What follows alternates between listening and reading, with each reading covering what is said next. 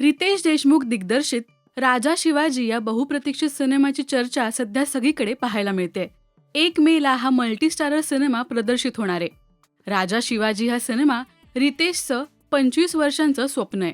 अभिनयापेक्षा रितेशला नेहमीच दिग्दर्शक व्हायचं होतं. बिग बॉस मराठी 6च्या ग्रँड फिनालेमध्ये अभिनेता अभिषेक बच्चन आणि जिनिलिया देशमुख यांनी राजा शिवाजीच्या प्रमोशनसाठी हजेरी लावली.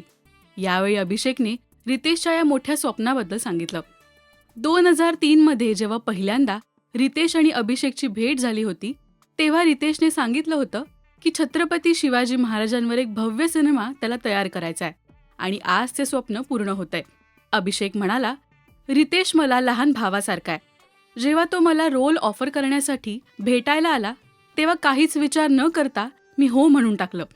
खऱ्या आयुष्यात मी त्याला भाऊ मानतो आणि चित्रपटात सुद्धा त्याने मला छत्रपती शिवाजी महाराजांचे मोठे भाऊ संभाजी राजेंची भूमिका दिली.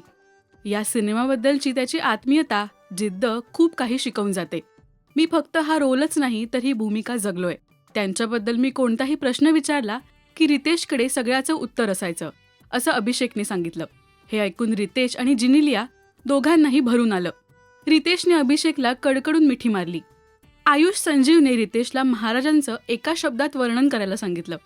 तेव्हा रितेशने देव असं उत्तर देत हात जोडले. रितेशला महाराजांवरच सिनेमा का करावासा वाटला याचंही उत्तर त्याने दिलं. रितेश म्हणाला, छत्रपती शिवाजी महाराजांची भूमिका करण्याची आपल्या कोणाचीच लायकी नाहीये, कारण ते कार्य मोठं आहे. शाळेत स्किटमध्ये माझा मित्र महाराज झाला होता आणि मी मावळा झालो होतो.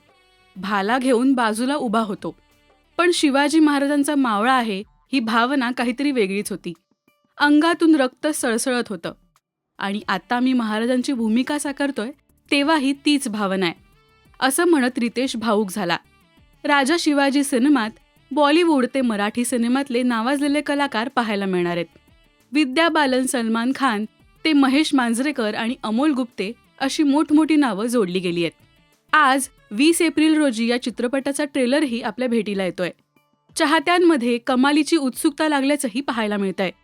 तुम्ही राजा शिवाजी या सिनेमासाठी उत्सुक आहात का? हे आम्हाला कमेंट्समधून नक्की सांगा.